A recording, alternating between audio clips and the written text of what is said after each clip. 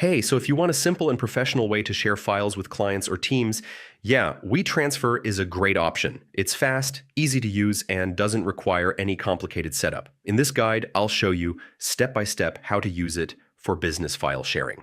First, organize your files properly before uploading. Give them clear names so clients or team members can easily understand what each file is. Then go to the WeTransfer website and open the upload interface. Click Add Files and select everything you want to send. After that, choose how you want to share the files, either by sending them directly via email or by creating a shareable link.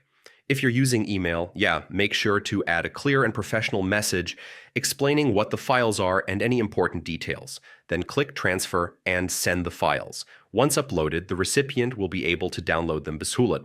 It's also a good idea to confirm that the recipient received and downloaded the files, especially for important business work. And for security, avoid sharing sensitive files publicly and be careful where you send your links.